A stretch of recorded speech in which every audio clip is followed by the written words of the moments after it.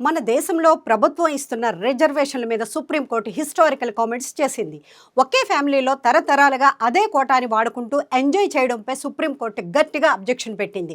తల్లిదండ్రులు ఇద్దరూ IAS officer అయ్యి సొసైటీలో ఫుల్ సెటిల్డ్గా ఉంటే ఇంకా వాళ్ళ పిల్లలకి రిజర్వేషన్ కోటా ఎందుకంటూ సుప్రీంకోర్టు ప్రశ్నించింది. చదువు డబ్బుతో సొసైటీలో ఆల్రెడీ ఒక టాప్ స్టేటస్కి రీచ్ అయ్యాక కూడా మళ్ళీ రిజర్వేషన్ కోటాను కోరుకోవడం ఏంటని స్ట్రైట్గా అడిగింది.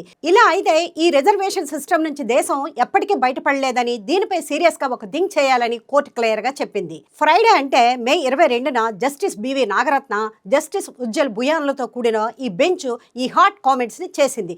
ఒకే కేటగిరీలో ఉన్న రిచ్ అండ్ పవర్ఫుల్ ఫ్యామిలీస్ అన్ని ఈ ఛాన్సెస్ ని లాగేసుకుంటే అదే కేటగిరీలో ఉన్న అసలైన పేదవాళ్ళకి ఏం మిగులుతుందంటూ నిలదీసింది. రిజర్వేషన్ బెనిఫిట్స్ కేవలం కొద్ది మందికి మాత్రమే పరిమితం అవ్వకుండా సొసైటీలో లాస్ట్ లైన్ లో ఉన్న ప్రతి ఒక్కరికి అందాలని, ప్రస్తుతం ఓబీసీలకి ఉన్న ఈ క్రిమిలేయర్ రూల్స్ ని ఇంకా స్ట్రిక్ట్ గా ఇంప్లిమెంట్ చేయడంపై కోర్టు ఇప్పుడు ఫోకస్ పెట్టింది. ఆల్రెడీ దీనిపై సెంట్రల్ గవర్నమెంట్ కి కూడా నోటీసులు పంపించింది. అయితే ఇప్పుడు ఇంతలా క్వశ్చన్ చేస్తున్న సుప్రీంకోర్టు అసలు ఇన్నాళ్ళు ఏం చేసింది అంటూ నెటిజన్స్ కు క్వశ్చన్ చేస్తున్నారు.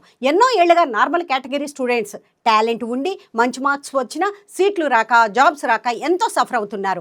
ఈ రియాలిటీ సుప్రీంకోర్టుకి ఇన్నాళ్ళకు కనిపించలేదా, ఇప్పుడే గుర్తొచ్చిందా అంటున్నారు. ఏదేమైనా కోర్టు ఎప్పటికైనా ఈ టాపిక్ ఎత్తడం మంచి పరిణామం. మరి సుప్రీంకోర్టు అడిగిన ఈ క్వశ్చన్ పై మీ ఒపీనియన్ ఏంటి? కింద కామెంట్ బాక్స్లో మెన్షన్ చేయండి. ఇటువంటి లేటెస్ట్ అప్డేట్స్ కోసం మా ఛానల్ని సబ్స్క్రైబ్ చేసుకోండి.